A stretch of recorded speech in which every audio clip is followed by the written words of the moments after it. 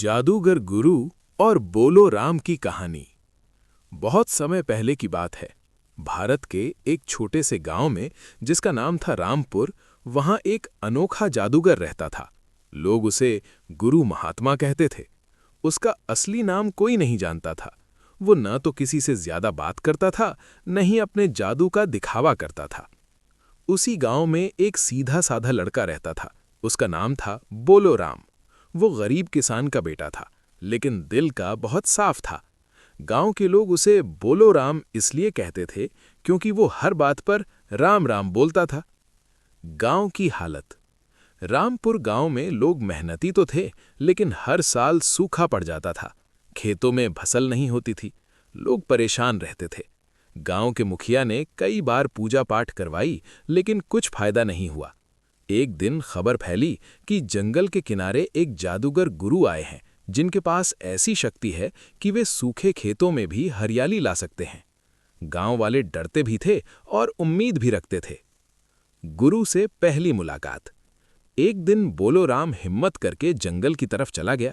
उसने देखा एक बड़े बरगद के पेड़ के नीचे सफेद कपड़े पहने एक बूढ़ा आदमी ध्यान में बैठा था। बोलो राम ने हाथ जोड़कर कहा, राम राम गुरुजी।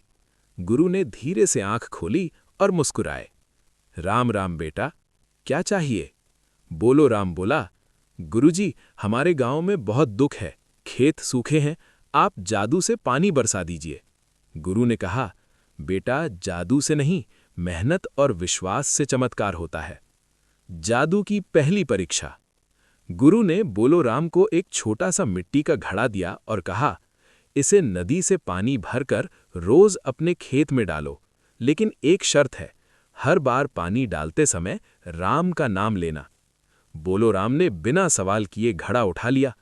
गांव वाले उसका मजाक उड़ाने लगे। अरे बोलो राम पागल हो गया है, एक घड़े पानी से खेत हरा होगा। लेकिन बोलो राम रोज सुबह उठता, नदी से पानी लाता और राम राम कहते हुए खेत में डालता। चमत्कार की शुरुआत। कुछ दिन बाद जहां बोलो राम पानी डालता था, वहां हल्की सी हरियाली दिखने लगी। लोग हैरान हो गए। मुखिया ने कहा, यह कैसे हो सकता है?